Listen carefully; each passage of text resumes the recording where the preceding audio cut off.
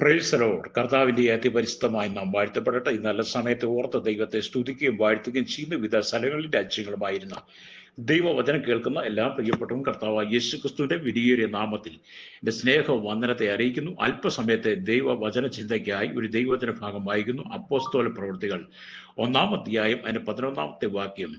ഗലീല പുരുഷന്മാരെ, നിങ്ങൾ ആകാശത്തിലേക്ക് നോക്കി നിൽക്കുന്നത് എന്ത്? നിങ്ങളെ വിട്ട് സ്വർഗാരോഹണം ചെയ്ത ഈ യേശുവിനെ സ്വർഗത്തിലേക്ക് പോകുന്നവനായി നിങ്ങൾ കണ്ടതുപോലെ തന്നെ അവൻ വീണ്ടും വരും എന്ന് പറഞ്ഞു. വളരെ അനുഗ്രഹിക്കപ്പെട്ട നല്ല തിരുവെഴുത്തിനെ കുറിച്ചാണ് വായിച്ചത്.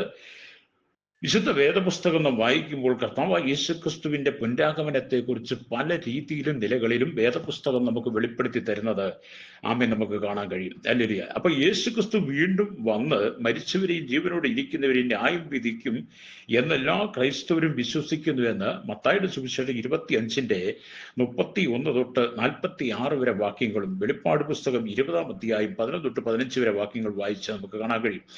യേശു തന്റെ മരണത്തെക്കുറിച്ചും ഉയർപ്പിനെക്കുറിച്ചും മാത്രമല്ല, ഹല്ലേലൂയ, തന്റെ പുനരാഗമനത്തെക്കുറിച്ചും മുൻകൂട്ടി പറഞ്ഞിരുന്നുവെന്ന് മത്തായിയുടെ സുവിശേഷം 16:27 25-30 കാണാൻ കഴിയും. തന്റെ മരണത്തിൽ നിന്നുള്ള ഉയർപ്പിന് ശേഷം യേശു തന്റെ ശിഷ്യന്മാരെ പ്രോത്സാഹിപ്പിച്ചുകൊണ്ട് 40 ദിവസം മരുഭൂമിയിൽ ഉണ്ടായിരുന്നു. ഹല്ലേലൂയ. ആ മരുഭൂമിയുടെ തന്റെ സ്വർഗാരോഹണം വീക്ഷിച്ചുകൊണ്ടിരുന്ന ശിഷ്യന്മാരോട് അവൻ പോയതുപോലെ തന്നെ വരും എന്ന് പറയുകയുണ്ടായി. അതാണ് നമ്മൾ വായിച്ച വചനം എന്ന് പറയുന്നത്. അത് ആദ്യം മുതൽ തന്നെ കർത്താവിന്റെ രണ്ടാം വരവിനായി പ്രത്യുവോശയോടെ കാത്തിരിക്കുന്ന അനവധി ആളുകളെ കുറിച്ച് ആദിമ സഭയുടെ ചരിത്രം പഠിക്കുമ്പോഴും ഇന്നത്തെ സഭയുടെ പഠിപ്പിക്കുമ്പോഴും നമുക്ക് കാണാൻ കഴിയുന്നുണ്ട്. കർത്താവായ യേശു ക്രിസ്തുവിന്റെ മധ്യാകാശ വരവിനായി എന്നെ കേൾക്കുന്ന മാതാവി, പിതാവി, ശ്രോതാവി, ഈ ലോകത്തിൽ നിങ്ങൾ ജീവിക്കുമ്പോൾ ഈ ലോകത്തിന്റെ ഇഷ്ടപ്രകാരം ജീവിച്ച് ലോകത്തിന്റെ ഇമ്പങ്ങൾക്കനുസൃതമായി ജീവിച്ച് സാത്താൻ തരുന്ന പ്രലോഭനത്തിനും മോഹങ്ങൾക്കും നിങ്ങൾ പരവശരായി തീർന്ന നിങ്ങളുടെ ജീവിതം തകർത്ത് കളയാതെ, ഹല്ലേലൂയ, ജീവിതം ഒരിക്കൽ മാത്രമാണ്, രണ്ടാമതൊരു ജീവിതം ഈ ഭൂമിയില്ല എന്ന് തിരിച്ചറിഞ്ഞുകൊണ്ട് ആമി ഉയർത്തെഴുന്നേറ്റ് സ്വർഗാരോഹണം ചെയ്ത കർത്താവായ യേശുക്രിസ്തു മധ്യാകാശത്തിൽ വരുമ്പോൾ തന്റെ വിശുദ്ധ സഭയെ ചേർക്കുമ്പോൾ മരിച്ച് മൺമറഞ്ഞ് ആമി നിദ്രയിലായിരിക്കുന്ന വിശുദ്ധന്മാരെ ചേർക്കുമ്പോൾ നിങ്ങൾക്കും ആ നിത്യതയിൽ ചേരാൻ കഴിയും. നിങ്ങൾക്ക് ആ നിത്യതയിൽ ഉണ്ടായിരിക്കുന്നുള്ള ദൃഢവിശ്വാസത്തോടെ ആയിരിക്കണം നിങ്ങളുടെ ജീവിതം. ഇവിടുത്തെ താൽക്കാലിക ജീവിതം എന്ന് അവസാനിക്കും നമുക്കറിയില്ല. അതുകൊണ്ടാണ് ഉയർത്തെഴുന്നേറ്റ കർത്താവ്, അല്ലെങ്കിൽ സ്തോത്രം, 40 നാളുകൾ ശിഷ്യന്മാർക്ക് പ്രത്യക്ഷമായതിനു ശേഷം സ്വർഗാരോഹണം ചെയ്യാൻ നേരത്തെ ഇങ്ങനെ പറഞ്ഞത്: ഗലീല പുരുഷന്മാരെ, നിങ്ങൾ ആകാശത്തിലേക്ക് നോക്കി നിൽക്കുന്നത് എന്ത്? നിങ്ങളെ വിട്ട് സ്വർഗാരോഹണം ചെയ്ത ഈ യേശുവിനെ സ്വർഗത്തിലേക്ക് പോകുന്നവരായി നിങ്ങൾ കണ്ടതുപോലെ തന്നെ അവൻ വീണ്ടും വരുമെന്ന് പറഞ്ഞു. ഇന്ന് പകൽ പ്രത്യാശയില്ലാതെ താങ്കൾ ജീവിക്കുകയാണോ? ഈ ലോകത്തിന്റെ ഇഷ്ടങ്ങൾക്കനുസരിച്ച് ജീവിക്കുവാണോ? ഇന്ന് പകൽ മടങ്ങി വരവാണ്. യേശു അടുത്ത ഏത് നിമിഷത്തും വരാം. അതുകൊണ്ട് നിങ്ങളുടെ ജീവിതം നിങ്ങൾ തകർത്ത് കളയരുത്. ഹല്ലേലൂയ. അപ്പൊ കർത്താവിന്റെ രണ്ടാമത്തെ വരവിനെ കാത്തിരിക്കുന്ന ഒരു വലിയ സമൂഹം തന്നെ ഇന്ന് ഭൂമിയിലുണ്ട്. നിങ്ങൾ ആ കൂട്ടത്തിലുള്ളവരാണോ? അല്ലേ അതോ ഈ താൽക്കാലികമായി ഇവിടുത്തെ സുഖം മതി, ഇവിടുത്തെ സന്തോഷം മതി എന്ന് പറഞ്ഞ് ജീവിക്കുന്നവരാണോ? ചില ആളുകളോട് അമ്മ സംസാരിക്കുമ്പോൾ ഒരു പറയുന്നത് കേൾക്കാം: എന്റെ പാസ് സ്വർഗവും നരകമല്ല, ഇവിടെ തന്നെയാ, പാസ്റ്റർക്ക് എന്താ അറിയാം എന്നൊക്കെ ചോദിക്കുന്നവരെ പോലും ഞാൻ കണ്ടിട്ടുണ്ട്. ഹല്ലേലൂയ. ചിലരുടെയൊക്കെ ചിന്താഗതി അങ്ങനെയാണ്, സ്വർഗവും നരകമല്ല, ഇവിടെ തന്നെയാണെന്നാണ്.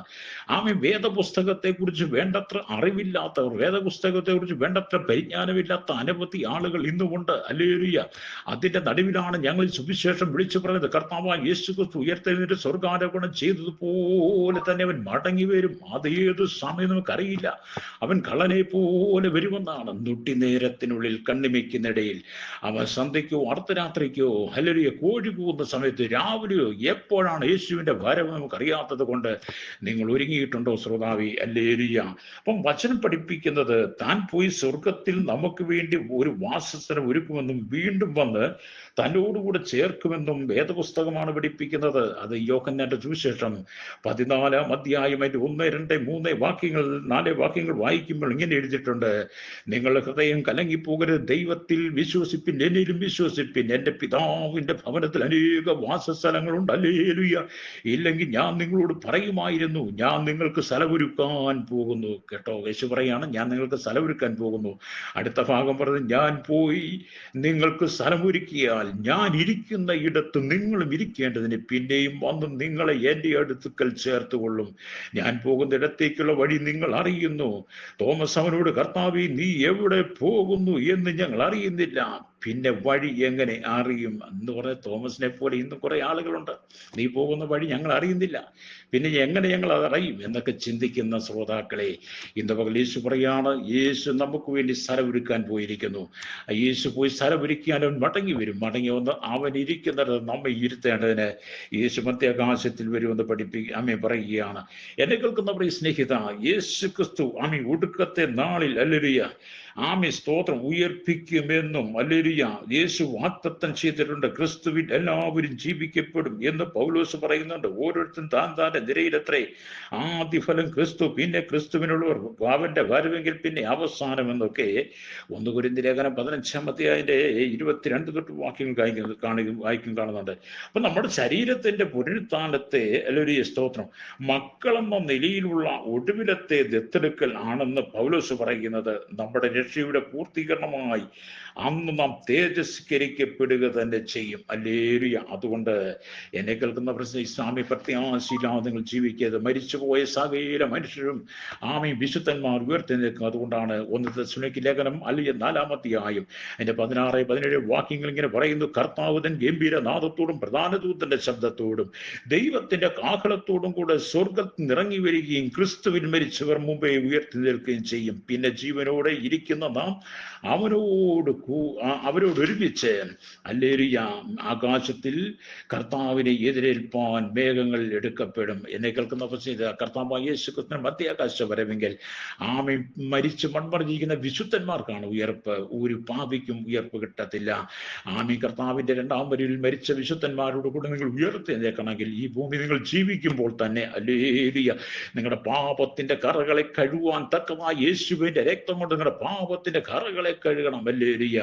എങ്ങനെയാണ് പാപത്തിന്റെ കറകൾ കഴുകുന്നത്? പാപത്തിന്റെ കറകളെ കഴുകുവാൻ യേശുവിൽ വിശ്വസിക്കണം. 2026 വർഷം മുമ്പ് മാനകുലത്തിന്റെ പാപത്തിന് വേണ്ടി ക്രൂശിൽ മരിച്ച കർത്താവിന്റെ രക്തം എന്റെ പാപത്തിന്റെ കറകളും കഴുകുവാൻ രക്തം ശക്തമാണ്. നിങ്ങൾ വിശ്വസിച്ചുകൊണ്ട് കർത്താവിന് വേണ്ടി നിന്റെ ഹൃദയം കൊടുക്കുമ്പോൾ, കർത്താവിനെ നീ ഹൃദയം കൊണ്ട് സ്വീകരിക്കുമ്പോൾ നിന്റെ പാപത്തിന്റെ മലിനീകരണത്തെ മാറ്റി അവൻ നിനക്ക് നിത്യതയ്ക്കുള്ള വഴിയൊരുക്കി തരും. തന്റെ പുത്രൻ കർത്താവായ യേശുവിന്റെ രക്തം സകല പാപവും പോകി ശുദ്ധീകരിക്കുന്നുവെന്നാണ് 1 യോഹന്നാന്റെ ലേഖനം 1-ാം വാക്യത്തിൽ പറയുന്നത്. എന്നെ കേൾക്കുന്ന സ്നേഹിത, ഈ പുനരുത്ഥാനം പെട്ടെന്നുള്ള ഒരു സംഭവമായിരിക്കും. ദൈവം നിദ്ര കൊണ്ടവരെയും യേശു മുഖാന്തരം അവനോടുകൂടെ വരുത്തുമെന്ന് തെസ്സലോനിക്യ ലേഖനം വായിച്ചു. പൗലോസ് എഴുതി, കർത്താവിൻ ഗംഭീര നാദത്തോടെ പ്രധാന ദൂതന്റെ ശബ്ദത്തോടെ. നമ്മൾ ആ വാക്യം വായിച്ചതിനകത്താണ് മനസ്സിരുത്തി. ഈ ലോകം താൽക്കാലികമാണ്, ഇവിടുത്തെ ജീവിതം താൽക്കാലികമാണ്. ഇതെല്ലാം കല്ലിയ കാറ്റ് വന്ന് ഇങ്ങോട്ട് പോയെന്ന് അറിയാത്തതുപോലെ ഈ ലോക ജീവിതം ഏത് സമയത്ത് മാറിപ്പോകാം. മനുഷ്യൻ കുഴഞ്ഞു വീണ് മരിക്കുന്ന കാലഘട്ടമാണ്. ഏത് സമയത്ത് മരണം വരാം. മരണാനന്തരം നീ നിത്യതയിലുണ്ടാകുമോ? ആ കർത്താവ് നമുക്ക് വേണ്ടി ഒരുക്കുന്ന സ്ഥലത്ത് നീ ഉണ്ടായിരിക്കുമെന്ന് നിങ്ങൾ തിരിച്ചറിയണം. മരിച്ചവർക്ക് മരിക്കാത്ത ശരീരം ലഭിക്കും. ജീവിച്ചിരിക്കുന്നവർക്ക് അവരുടെ പാപശരീരം പോയി പുതിയ ശരീരം കർത്താവ് തരും. ഇതെല്ലാം തൊട്ടി നേരത്തിനിടയില, കണ്ണിമയ്ക്കുന്നിടയിൽ കാഹളം ധ്വനിക്കുമ്പോൾ ഇതെല്ലാം സംഭവിക്കുന്ന സമയം അധികമില്ല. അതുകൊണ്ട് ലഭിച്ച സമയത്തിനകത്ത് നീ കർത്താവിനോട് ഏൽപ്പിച്ചു കൊടുക്ക. യേശു ക്രിസ്തു തെരഞ്ഞെടുക്കപ്പെട്ടവരെ ലോകത്തിന്റെ 4 ദിക്കിൽ നിന്നും കൂട്ടിച്ചേർക്കുന്ന കാഹളധ്വനിയോടുകൂടി മധ്യാകാശത്തിൽ വരാൻ സമയമായി. അതെ, ഞാൻ നിങ്ങൾക്ക് വേണ്ടി പ്രാർത്ഥിക്കാൻ പോവുകയാണ്. യേശുവിന്റെ സ്വർഗ്ഗാരോഹണം ചെയ്തപ്പോൾ നോക്കി നിന്നവരോട് പറഞ്ഞു, ഞാൻ പോയതുപോലെ തന്നെ മടങ്ങി വരും. ഇന്ന് പകൽ നിങ്ങൾ വിശ്വസിച്ച് കർത്താവിന്റെ ഏൽപ്പിച്ചു കൊടുത്തവന്റെ വരവിനായി ഒരുങ്ങാൻ ഏൽപ്പിക്കാനോടൊപ്പം പ്രാർത്ഥിച്ചാട്ട്. പരിശുദ്ധ ഞങ്ങളുടെ നല്ല ദൈവം യേശുവിന്റെ പിതാവേ, അനുഗ്രഹിക്കപ്പെട്ട നല്ല സമയത്തിനായി ഈ വചനം കേട്ടുകൊണ്ടിരിക്കുന്ന എല്ലാ ജനത്തെ ഓർത്ത് ഈ ഭൂമി ജീവിച്ച താൽക്കാലിക ജീവിതം കർത്താവെ അത് നഷ്ടപ്പെടുത്തി കളയാതെ, പ്രത്യാശയില്ലാതെ ജീവിക്കാതെ, പ്രത്യാശയുടെ കർത്താവിന്റെ വരവെങ്കിൽ നിത്യമായ സ്വർഗത്തിൽ ഉണ്ടാകുന്നുള്ള ദൃഢതയോടെ ഈ ജനം കർത്താവ് ഉയർപ്പിനായി ജീവിപ്പാൻ ഈ ജനത്തെ ഒരുക്കണമെന്ന് പ്രാർത്ഥിക്കുന്ന സകലത്തിന്മേലും നീതി വെളിപ്പെടുത്തിയ യേശുവിന്റെ നാമത്തിൽ തന്നെ ആമേൻ.